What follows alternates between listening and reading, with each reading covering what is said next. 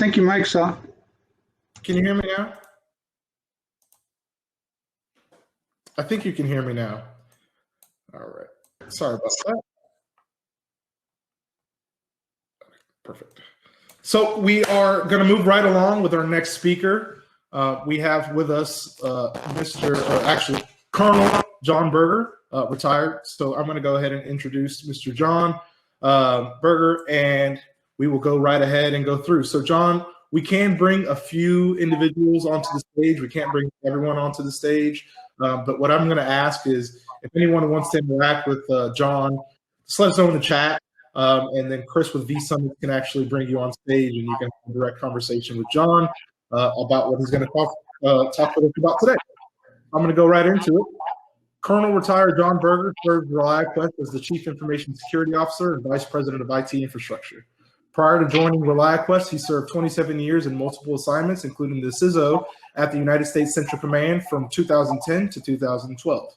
As the CISO, he directed the efforts of the National Security Agency hunt teams to protect and defend a warfighting network of over 1 million devices in the Middle East. In 2012, he was selected as the Chief of Cyber Warfare, where he directed the cyber attacks in Afghanistan, Iraq, and the planning for offensive cyber operations against Iran. Colonel, it's really good to have you here. And with that being said, I'll go ahead and let you take it away. And whenever we have someone that needs to come on stage, Chris from BSides can pull them on. All right. Hey, thanks, Wilfredo. Hey, the real hero in all this was Wilfredo. We actually served together, I found out just a few minutes ago. And, he was an operator doing all the high-speed stuff when we were both serving together. So thank you for your service, Wilfredo. I appreciate you. And listen, everybody, I've been the CISO at ReliaQuest for a few years. When you're in a CISO job, you learn, you're always learning along the way. And one of the things I've found with the customers that I interact with is I always try to figure out, like, what are they being asked and what are their challenges and how are they answering the questions that they get asked by their bosses, by the boards? Are they using measures for operational performance and measurement? Are they taking measures to the board? And how are we measuring the effectiveness of our programs? And what I'd like to share with folks is some of those things, and I'll share out a screen or two here from time to time, but what I really have had a lot of success doing is actually talking with folks, because quite honestly, what I don't like is to join a session where the guy up front is a blowhard and you really never have any questions and you don't get anything answered that you want to answer. I'm not that person. In fact, this is a two-way street. I'll probably learn a few things by listening and talking with you all. And that's just the way it works every minute of every day for me anyway. So a little frustrated that we were kind of doing this, one-to-many type of discussion. But what I want to start out with is just to kind of set the stage is I want to have somebody, raise your hand and Chris will bring you in. What kind of questions are you being asked by your senior executives or, by the board? And when might metrics be appropriate to bring an answer to that? And at the end of the day, we get asked all kinds of questions. What types of questions are being asked? I have a kind of a superset of all the questions I've heard from our customers, but I kind of want to get folks to kind of start telling me, what are you getting asked? And what are you saying at the end of the day? And then maybe get a discussion going on, hey, what might you suggest to someone to give somebody that answer? So if somebody wants to get up on stage and kind of put themselves out there, that would be great. Otherwise, you're going to get the colonel being a blowhard, right, Wilfredo? Well, thank you so much. And I think I can start this discussion by asking one of the questions that I think a lot of people sort of get asked, especially if you work in a SOC or any sort of organization does monitoring. What is our time to action? What's our time to resolution? And how do we improve those? Or how do we make sure that the quality is good enough when we have a good time to action and time to resolution? Yeah, I think there's a lot that goes into that, but you should measure it, right? So, it's not that hard to measure when an alert, and we do this even for our customers, we'll measure, we have certain SLAs we have to perform to. And when we escalate, That's when the kind of when the clock starts. And then when our customers respond, that's when the clock ends. Now, here's how that can work, right? So mean time to resolve is what most of our CISOs want, not just mean time to respond. Now, if you have an alert that fires and it's a false positive, or let's just say it's anomalous safe, and let me define anomalous safe. It's something that a bad guy or a good guy could do. In this case, it turned out to be a good guy. Using interactive logon with a service account would be something that a good guy could do, and a bad guy could do, or scanning and networks, a good guy does it, a bad guy does it. Normally, when you get a false positive or anomalous safe, as I just articulated, you can respond, and essentially that's when the clock stops. If it's a true positive, right, or it requires further escalation, that's where the time keeps ticking. And so at the end of the day, I typically want to break those out. I'll look at the overall average, but I'll typically want to see the time that I get those false positives adjudicated with a tuning action in, and the anomalous safe where I go, yep, it was Johnny Joe and he was scanning again. And I can tell you from my network, I measure the mean time to respond, and I want it to be in hours, right? And obviously if it's critical, I want it to be less than if it's high, whether it's medium and on down the line. So I measure mean time to respond. I'm a consumer of our own service. So when we get escalated alerts, I measure it. And it's different between when it's a true positive or when it's an anomalous safe or false positive. Now, the question you ask is what's good enough? To me, I believe, and you know this, for the most part, unless you have some sort of unabated worm-like propagation of malware, most hacks happen at the speed of humans. And so I just need to be a pretty quick human here. And I think, well, Fredo, you'd probably agree with me. Like a lot of people go, oh, you better have that done in 10 minutes. Well, don't get me wrong, I want to go fast, but I want to go right? I want to make sure that I get the right call on what this is before I go fast. So effectiveness and accuracy in the assessment is much more important than what I would say overarching, overemphasis on speed. Hours is typically where I'm at, right? And I find that when we get really too crazy around, just getting an answer too fast, we're going to miss something, and that's a false negative, and that's way worse. So your thoughts on that, Wilfredo? I'd like to hear from you on what your thoughts are on that. Yeah, I think you hit a lot of great key points in terms of having good measurable metrics that actually make sense, that will help improve processes. Something that I sort of have learned throughout my career is that there are a billion different types of metrics that you can take. And what might be important to me as the SOC director is not necessarily important to the board member. So how can I sort of take what you've applied? And I think actually Craig McGuire asked that, is he's saying, the biggest issue that he has is that people say, I want to see metrics on the incidents we're handling. I don't know what I want, but can you just build me something to show, right? So we have all this data in the SOC. We're stopping breaches weekly, but then the board, they just want the information presented to them. How can we sort of help identify what is going to be important to leadership if they don't already know? Yeah, no, it's a great question. Now, here's what I'll tell you. All boards are different, right? All leaders are different. And, as I've talked with my fellow CISOs and our customers across 200 plus, I can tell you there's no one answer to this question. You're gonna, you all know, everybody on this call knows, when the Washington Post or the New York Times publishes a threat or publishes something, you can bet you're going to get asked about it. So sometimes, answering what's going on in the threat landscape is something your leadership wants to know, right?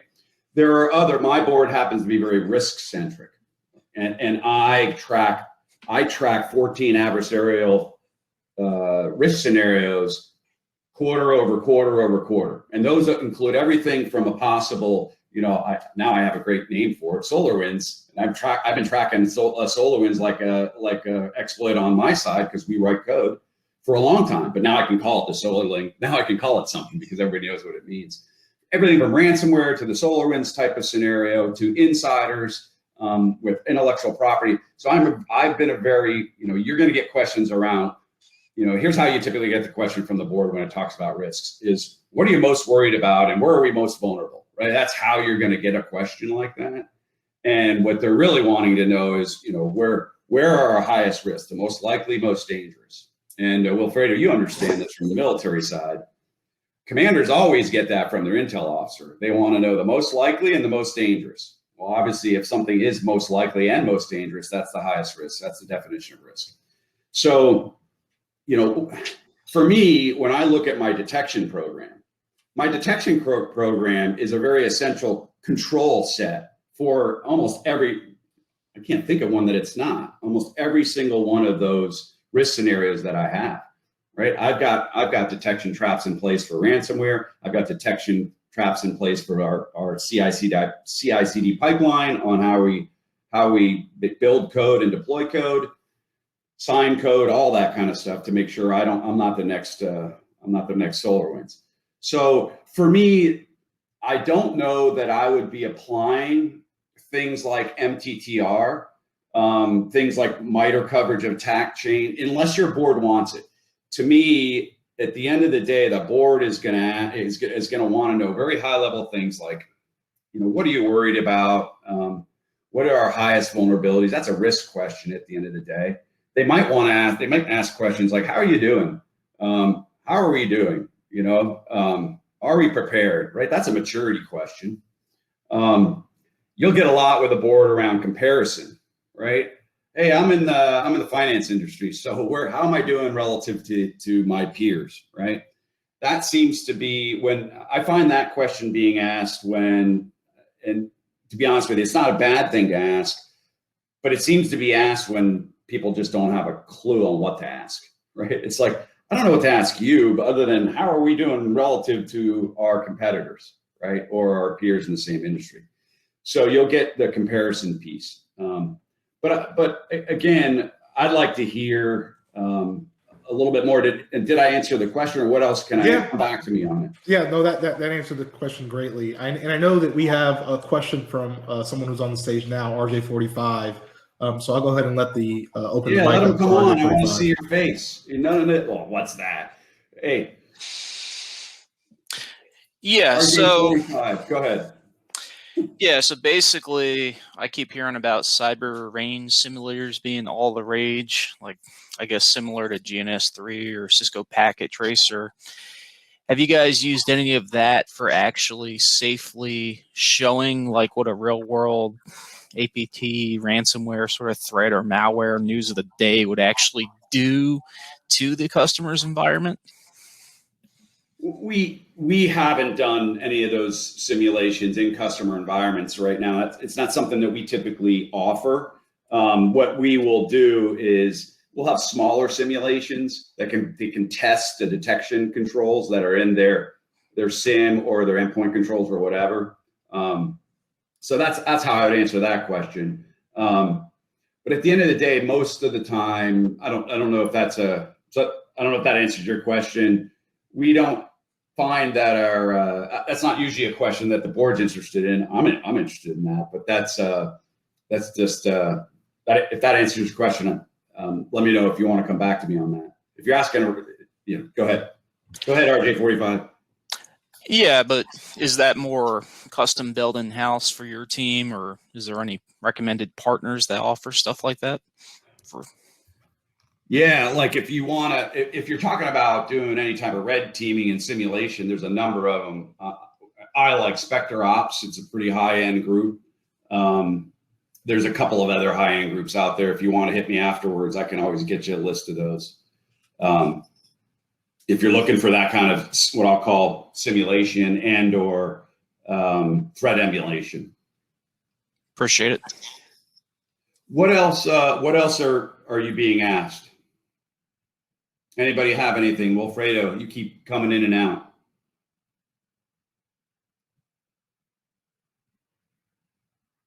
for sure. We do have another. There is a comment, and I think it's actually more of a question.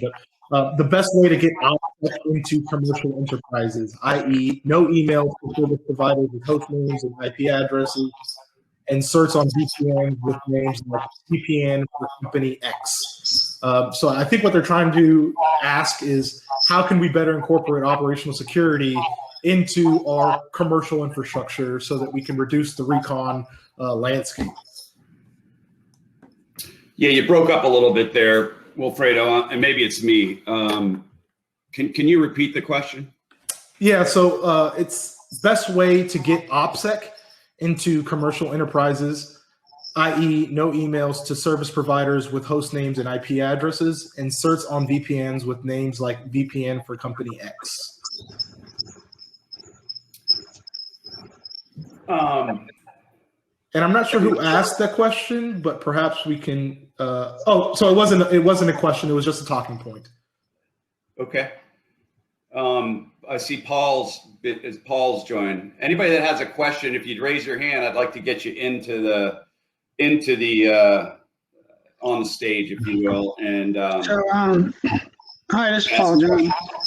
I'm actually a room monitor. I was going to repeat the question for Wilfredo, but until we get somebody else to join in, I work for an industry now. I used to be a retired Air Force. And I'm getting a lot of questions about CCMC's cybersecurity capability maturity model and how do we achieve that. And it's gone all the way up to CISOs trying to figure out how we're doing assessment and authorizations for our systems. So what's your take on how industries are supposed to prepare for CCMC? Yeah, so it's the cybersecurity maturity model, and just for the audience, what that is so what it is a standard that hasn't been hasn't been in place before. So if I'm an entity and I directly contract with the government, I've always been required to follow, I want to say it's NIST, something 171 dash whatever. I forget the exact, and if anybody knows, I put it in the chat. I want to say 800, 171 or something. It's 171 something.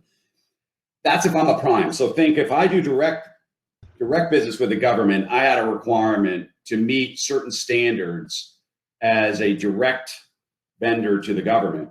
But what's never been in place has been what the third parties to that prime vendor or the subs to that prime vendor are required to meet certain standards in order to be a sub or be a third party to that prime vendor. And so what CMMC does is it sets a standard for what used to be what has been a very gray area, which is certain controls would flow down as a requirement from the prime to subs, but it was never clear. It was never a requirement. So CMMC is the way that commercial industry and third parties and subs and so forth will be required to meet a standard for cybersecurity. And there's 5 levels, but I think they've only operationalized, CMMC level 1, there's a 3, and I want to say there's a 5. And I think they left 2 and 4 open because they figured there's going to be a few more. So the way you can get certified, and here's the rollout, like they're rolling this out based on prime contracts going into the industry year over year. And in 2021, or let's just say FY 2021, there's only 15 major prime contracts that are going to be required to be CMMC, compliant. And so the question I would ask your boss or whatever is, if you have to be CMMC compliant because you're going to bid or the prime, or you are a prime and one of the contracts that you're going after requires CMMC. Then obviously you have a bona fide requirement. What I'm finding now is, and even some of our customers, they want to be CMMC compliant early because they want to be able to market this as a differentiator that they're ready to be a sub to another prime. So there's a kind of a marketing side to this. So how do you get it? There are a number of what they call 3PAOs, third party assessment organizations. I think it's what it stands for. that will either A, do a readiness test, or B, do the certification for you. They also have to get certified, and they're just now getting certified. So there's been a time lag on that. And so that's how you get certified, is you contact one of them. Ours happens to be A-Line. It's basically a risk and compliance company. Everybody's doing it now, and you just got to find somebody that has been trained and certified as a CMMC authorized vendor, and that's how you do it. But I would really check on the timelines before I would jump right in on that. The controls are all out there. You can go through and, you can get all the controls set. It's not hard at all to find out what you have to do.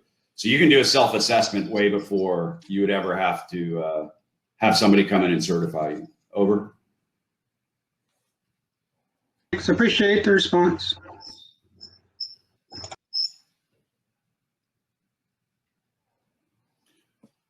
Any other questions, Wilfredo? I can start. I got some other things I can go. Go ahead. No, so how are you testing the people, the processes, and technology that all work together? And how often are you testing those people, processes, and technologies to make sure they're actually working efficiently?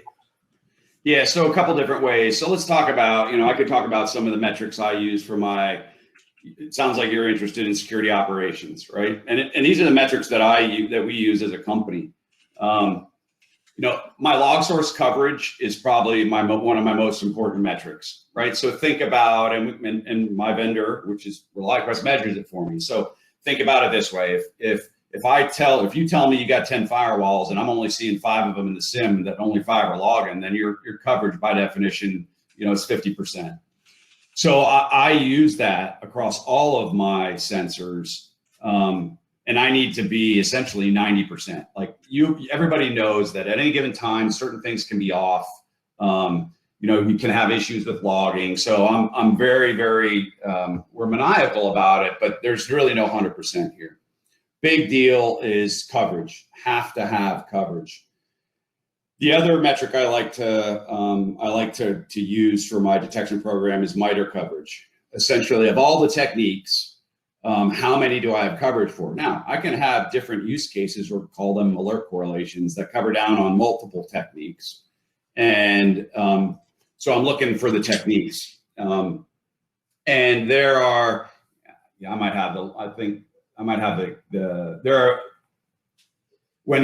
if you dedupe all the techniques, there's about 227 last count that I recall, techniques. And what I'm always trying to figure out is, okay, can I see those techniques, right? Do I have detection use cases on all those techniques? So that tells me a lot about what's the goodness of my plant. Is it, of course, do I have the right sensors in place? And do I have the right correlations on those sensors to be able to detect threats? Then you get into the basic availability stuff on your plant. Is it up? What's its uptime? Let's make sure all those log sources are healthy. Got to have that, right? So what's my SIM health, right? That's a normal one. It's table stakes. And then you get into the people side of this. And for me, MTTR is a big one. I can also tell you that your false positive rate relative to your true positive and anomalous safe will tell you a lot. And then what's your mean time to tune, right? Because if you're not tuning, you're gonna get bombarded with false positives over time. So those are some that I like to use that work really well for me. Is at the end of the day, looking at your percentages of false positives, anomalous safe, and I have a pretty high anomalous safe rate because I want to see all the stuff that we have a lot of admins and developers, and they do crap that bad guys you would think would do because they have privileged access, and I kind of want to see it all. And I do. There's not much, and it's good. There's a deterrent effect there too, by the way, for insider. They know we're watching because they get called up. Hey, did you do this? Oh yeah, it was me. Okay. Did you get a couple out of that one, Wilfredo? Absolutely. Thank you so much. And actually, we do have some other people on stage, so I'm going to let them go ahead and ask their questions. Yep. Go ahead, John. Hey, Colonel. Jonah Goldsmith. Sorry for the COVID haircut. My wife likes long hair. Former CENTCOM contractor, thin client. and SOCOM contractor. How are you? Nice. Hey, used to work for Bill Rodan and over at DSigs and excuse me, SOCOM. Anyway, I'm right now at Tenable, so I'm your PCI. Yeah, no, I know. I was going to say. Yeah. Hey, how are you? Anyway, OPSEC. Good God.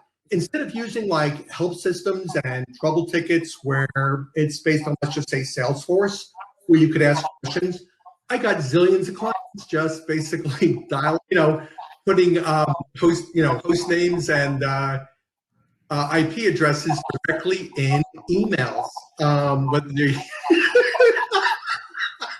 it happens more often than you believe. And also, even funnier than that, you have major banks out there, basically with VPN certs, Bank of the Universe VPN system, where you're basically just have to look up on Shodan for VPN certs and figure out where their VPNs are.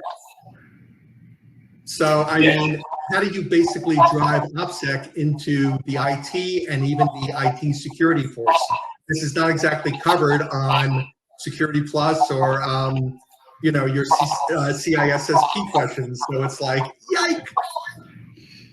Yeah, I don't know that I have any silver bullets other than it's just a discipline issue in my mind, right? Like, I mean, there's no excuse for not encrypting stuff, even, today at all. If you need to communicate something, I mean, O365's encryption service is freaking easy.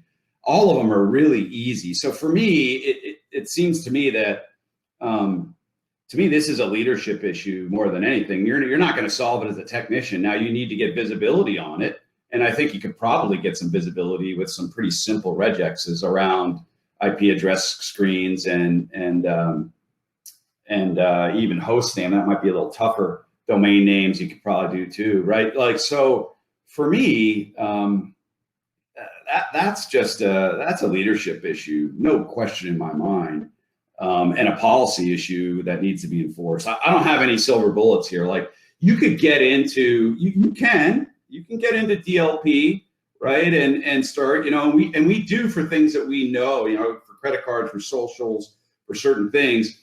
But I would make the DLP self-help. And I know people will go, well, why would I do that? Yeah, hey, we screen this. It's, you're not allowed to be, we screen this. And this is how we do it for like socials or for credit card numbers. We'll kick it back, but it'll go to the user. And then the user can release it if they want, right?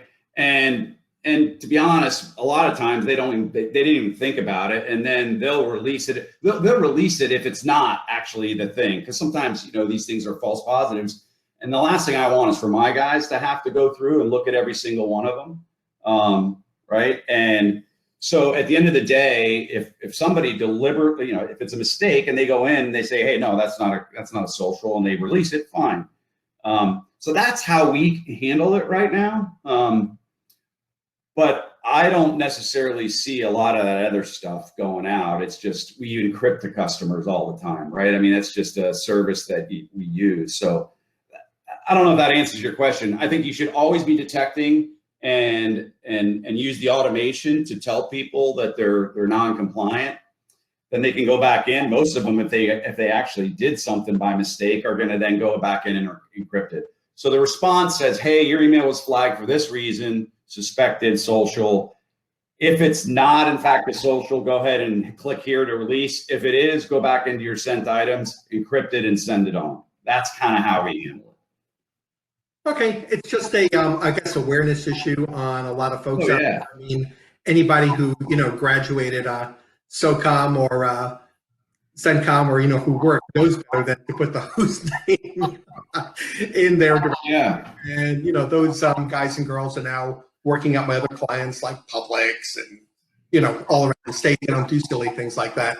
But, yeah, it's just something that the general population needs. Just wanted your opinion on that.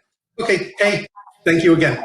Yeah, my pleasure. So some other metrics that I like to use, like some input on. So patching performance, right? So vulnerability management, how are you measuring the operational effectiveness of that? I do it two ways, but I'd love to hear others on this.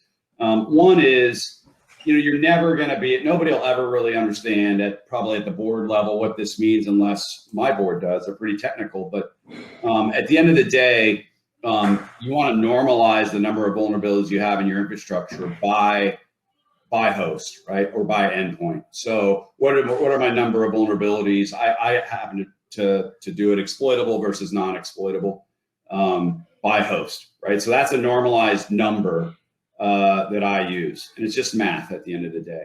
Now, in terms of standards and patching performance, I use the typical PCI patching performance where critical's under 30, highs under 60, mediums under 90. We do much better than that on average, but that's the standard that I go by. Everybody knows there can be some fairly intractable, vulnerabilities in the inventory. So something that I use for operational metrics. Anybody else do anything interesting with respect to their vulnerability statistics that works for them that they would like to share? So John, I know RJ45 is on the stage and he did have a question that got 5 upvotes. So RJ45, if you want to ask your question now, you can open up your mic. So with the work at home, with the COVID more, do you see a lot of traditional on-site security operations centers going more remote, or do you think it's going to stay both having the scenarios like the DoD space, for instance, probably can't really support that long term? But do you see that becoming more of a thing with other companies that can, as well as measuring those statistics?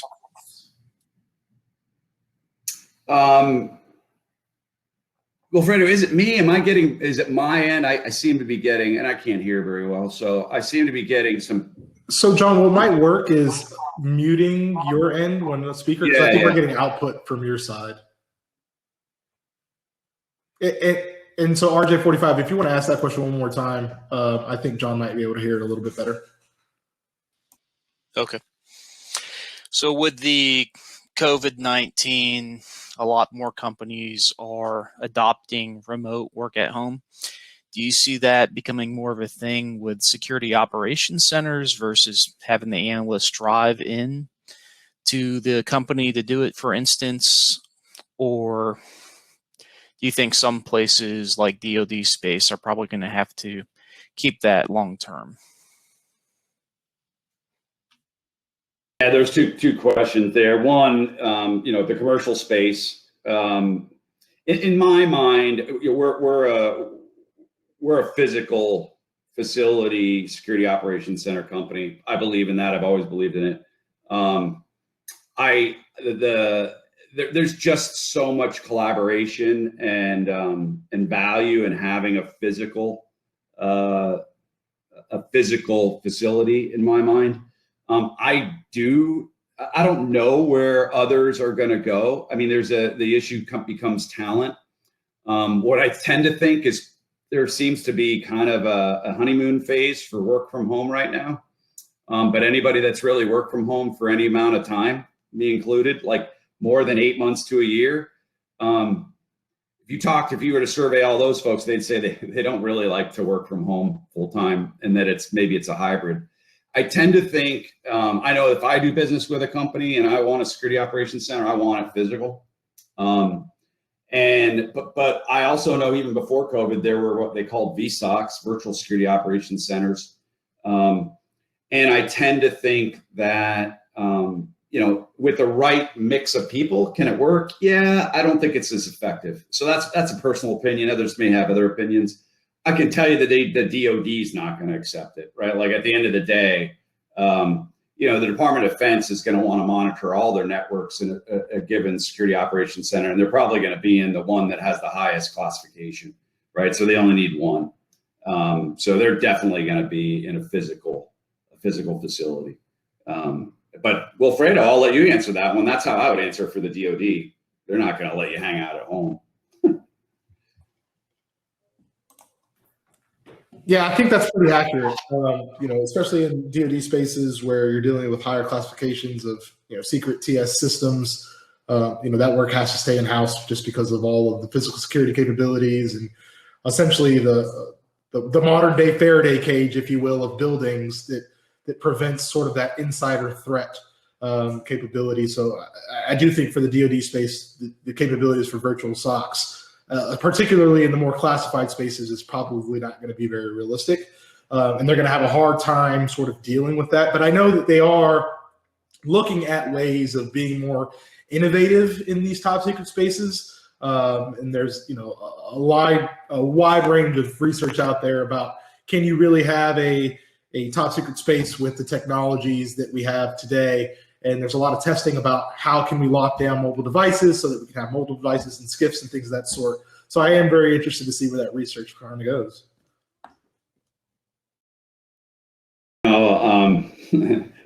I think it'll be a long time coming for the culture of the department to accept some of that. Absolutely. Back to metrics. How many people use, if anybody use phishing metrics and kind of as a training and awareness metric? For me, when I get into training and awareness, we all have to kind of do a very standard, kind of training and awareness program. I try to get it down to as many key points as I can. But the thing I want to really drive and train is phishing, for obvious reasons. Does anybody use phishing as a performance metric for the workforce? I'm curious, because I think it's a good one at the end of the day. I haven't used metrics for performance-based learning or training, but have used metrics for phishing to determine where our security holes are, right? If the phish is coming from the same sort of infrastructure, why does it continue to get in? Where can we make changes to plug in those holes? But I am interested to hear about how we can use those metrics to help train users on security topics. Yeah, obviously phishing, there's a number of controls that are in what I'll call the defense in depth chain, right? So first of all, a phish has to get through any type of security gateway. If a phish comes from a new domain, there's also things that can prevent that domain from actually even coming into being, right? There's also obviously the email gateway. Then you get to the human, right? So now we talk about whatever, the human firewall, right?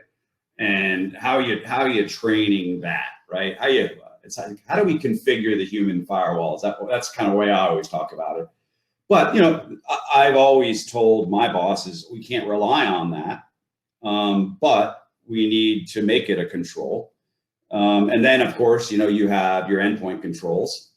Then for pivoting and all that kind of stuff, you've got your east-west and your IDS, your network controls and segmentation. So there's obviously a defense in depth series of controls on any phishing scenario. What I'm talking about is, at the end of the day, what a lot of executives and boards are always interested in, it's probably more of an interest area than it is like a big deal, is how are we doing in our ability to identify and remediate phishing emails that get through and that now are in the humans' purview. And just, you can gamify it and it works pretty well. And it's pretty cool. Speaking of a phish, Michael Music. Yeah, I don't know if y'all can still hear me, but oh geez, yeah, I got pulled up here because I put don't forget EDR and AV in that chain, because when it comes to phishing, at least from the attacker side, like a lot of things need to go right. Your domain has to be good, like you said, Colonel. Like if you spin up a domain with the target's naming convention in it, it's could get flagged, then your domain has to be categorized right, and then you have to go through and you gotta actually get through the email security gateway, then you have to get through the EDR, then you gotta hope they click. I got pulled up here I think because of that comment, but yeah, just there's a lot that needs to go right in that chain. I'm also curious to know how many people are using some sort of maturity framework like cyber, the NIST CSF or CMMC or CIS top 20, anybody using that? When you get asked a question of like, hey, how are we doing? Or how are we measuring our program? Anybody using anything like that? I get that from a lot of customers. The de facto standard seems to be the NIST cybersecurity framework. Another metric you can measure yourself against.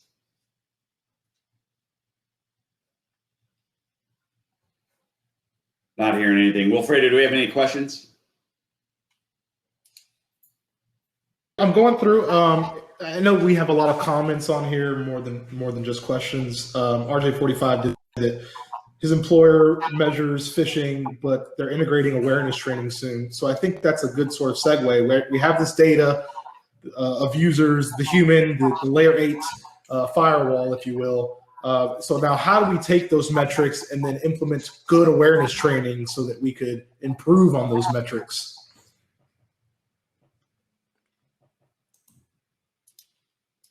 And you're muted, John. Oh, yeah. Yeah. So we're. Oh, sorry. No, go ahead. Go ahead. Ask the question. If the person that asked it is actually live here, I'd rather hear from them. Go ahead. Yeah, so we're looking to integrate that as well as more insider threats with not only like how many times are specific employees attacked as well as phished, weekly, monthly, quarterly, yearly basis. But yeah, we're looking to go more beyond the phish with the awareness. Like, how did they do on their annual awareness training or the follow-up ones? So that's why we're looking into those metrics. Yeah, I don't know. I mean, to me, honestly, I've been spent a lot of time on really, getting after people around how well they score on the kind of the periodic training awareness tests or quiz. I really, when it comes down to how much are you going to get out of your user base, unless you have a specific issue, to me, my focus has always been phishing. And the reason it is just look at any one of the breach reports or anybody, whether it's Verizon breach report or Mandiant, anybody, right? They're all going to say, and Proofpoint or Mimecast, they're all, of course, it's always mid 90s where, which is the percentage of breaches that are initiated through phishing. So there's no question it's a vector that we need to worry about.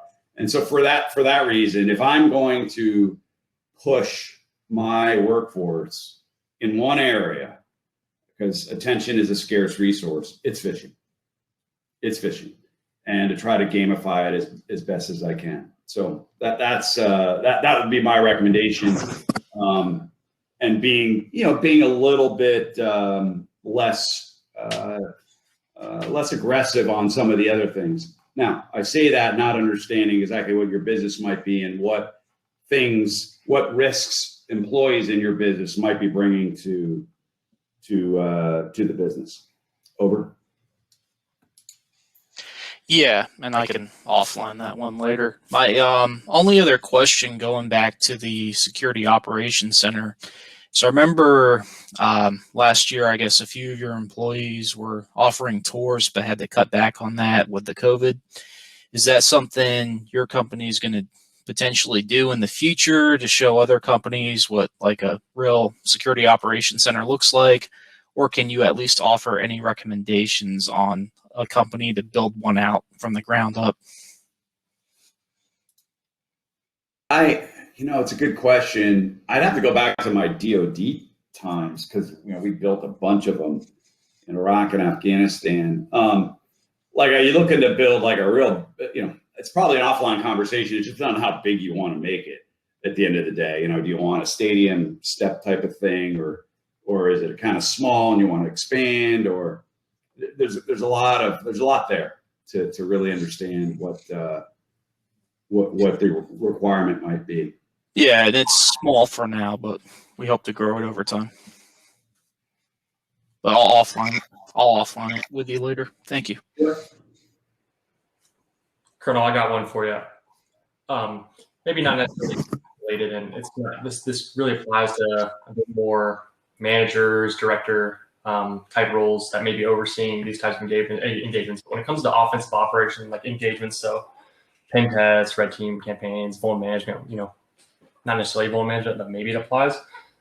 I mean, what in your experience is the best way to assign targets for those engagements such that you're getting the best bang for your buck? I mean, I know people have risk registers, but sometimes red teams aren't using risk registers. That's not how they're picking things. Sometimes it's their discretion. It's a director's discretion, and that kind of ends up with the red teamers, pen testers, not necessarily producing the best bang for their buck, so to speak. Like whenever it comes to like best impact, in these types of engagements, how do you approach prioritization?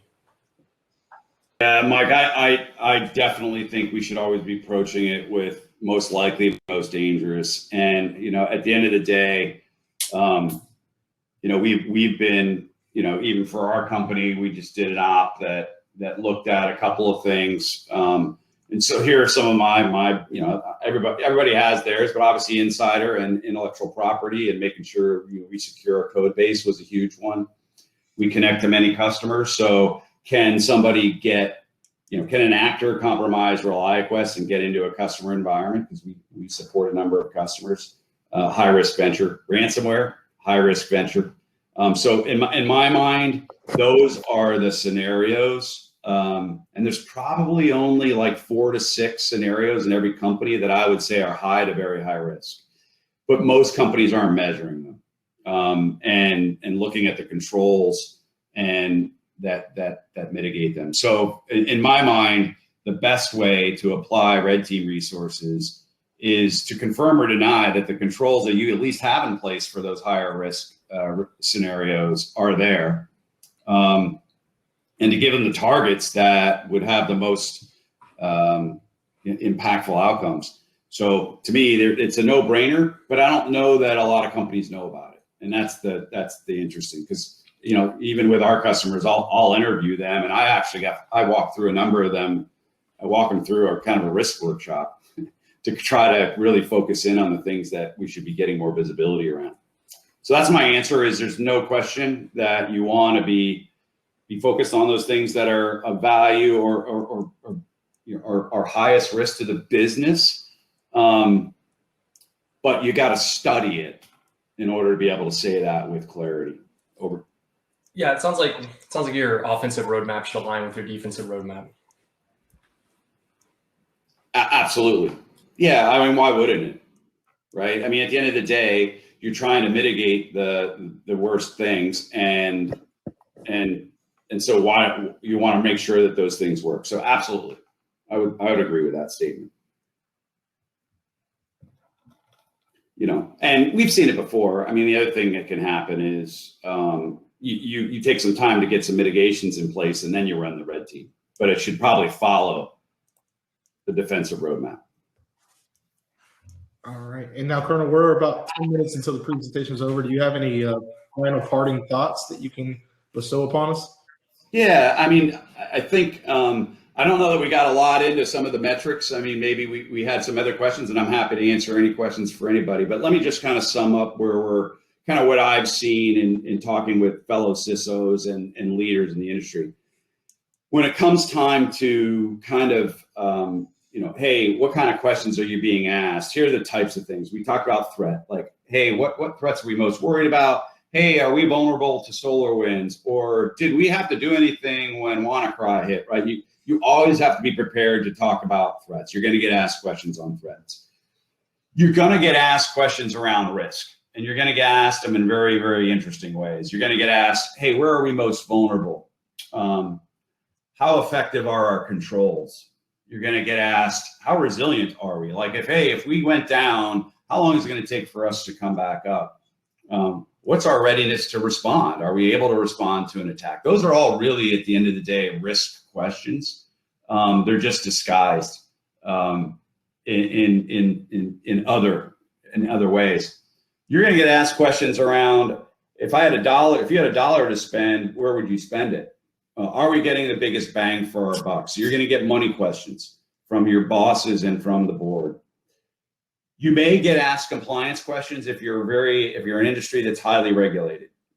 So compliance can be an area for certain companies. Maybe it is, maybe it's not. Maturity is an area that you're going to get asked questions around, like how well are we doing? How are we making, how are we improving our program? Those are all questions that you're going to get around maturity. And then you're going to get things like, hey, how do we compare to our industry? How do we compare to our competitors? You're going to get comparison type questions. I found over time, those are like the 6 areas that all questions that have ever been asked fall into those categories. The latest threat, so threat, risk, investment, compliance, maturity, comparison. Almost every question that I've ever heard from a CISO will fall into that category, one of those 6 categories. And then when it comes time to key metrics, things that I have seen and think are probably valuable to measure, things that you want to measure to reduce probability are things like phishing performance we talked about, things like patching performance and patching exposure. Those reduce the probability that somebody's going to be able to get into your environment. Your controls coverage. How well are your controls coverage? Is endpoint working on every one of your machines? How do you know? Are you measuring it? I hold our team accountable for 98% coverage of all endpoints, and that includes BitLocker, Carbon Black. It includes we use the Windows Defender firewall, Carbon Black Protect. We have 4 or 5 controls on the endpoint, and I want to make sure it's working. What good is it if they're not working? And then you get into measures of performance that reduce impacts, things like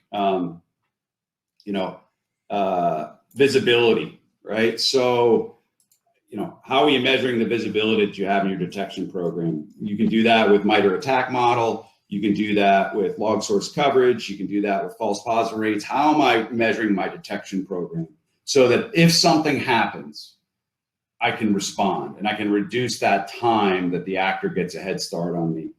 Obviously, resilience is a big one to reduce impacts. What's your mean time to recover, right? Or percentage of high availability devices is another one that I like to use.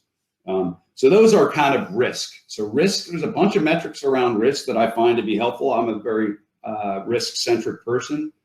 Investment, that's going to be another area you can measure, which is okay. How much am I paying on each one of those 14 risk scenarios? I've just started to do that, but it's a very interesting exercise. And then maturity in comparison. We happen to do a lot of comparison in our service to other industry. You can say, hey, here's where I'm at in my industry. Where are you compared to your peers? And then, maturity, the NIST cybersecurity framework is a good one that a lot of our customers use. CMMI is another one. And they actually have comparisons online. So just some of the metrics that I found work over time. And that would kind of conclude kind of my thoughts on, hey, what do we need to measure and what works for some of those work really well for me. I don't use every single one, but I've heard them from customers. Fantastic. Thank you so much, Colonel. This was a fantastic talk, and I really do appreciate all the insight. It looks like we have one last comment. Mean time to eyes glass over is one to certainly be aware of. Know your audience when presenting. That is from Michael Phillips. Yep, that's always a good one. But thank you so much for taking the time. And I think with that, this wraps up this wonderful talk.